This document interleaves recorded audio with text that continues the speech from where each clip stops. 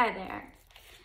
So this brief tutorial is meant to assist you in learning to do Bhramari breath, otherwise known as bee breath or pranayama.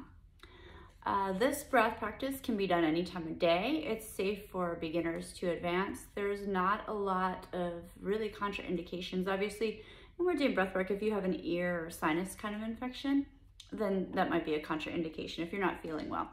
Other than that, there's basically three major precautions.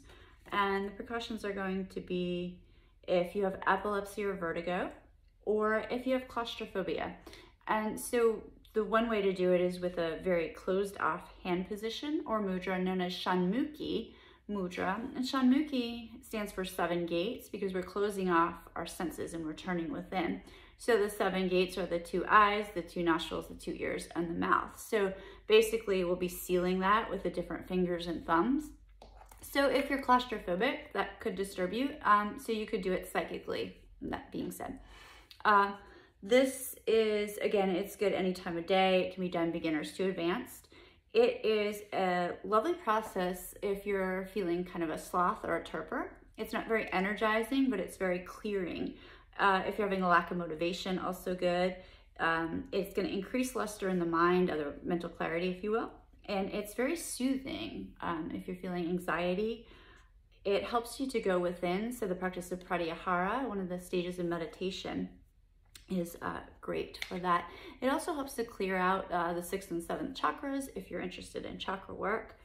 So the first way to do it, I'll demonstrate with the full mudra, is going to be to cover the eyes with the index finger, the nose with the middle, and then the ring fingers go above the mouth and the pinky fingers go below. Your thumbs are going to seal off your ears, so you want equal pressure on all of the above. So that's where the hands go. The second hand position, you can just do what we call helmet, and you just put your hands up there and block your ears and close your eyes, obviously. So how it works is we take an inhale, and we're gonna have a long humming exhale with the tongue up on the roof of the mouth. So it's making kind of a buzzing like a bee. So everybody's bees sound very different and it's very awkward if you're listening. So you wanna make sure your ears are sealed. Generally, you can do 1 to 7 of these breaths. If you're very advanced and do it all the time, then you're welcome to do as many as 14. Generally, when I demonstrate, I'll do 3 and then I'll let it go from there. Anything else? So we're going to, when the tongue is on the roof of the mouth, our teeth have a little bit of a part between them, but our lips are sealed and the jaw wants to stay relaxed, okay? All right, so you don't really need to warm up, but because I've been speaking, I'm going to take a few breaths here.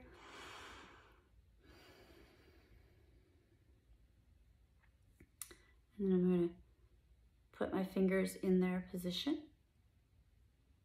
Thumbs are going to seal off. I'm going to inhale. Tuck the chin a little bit.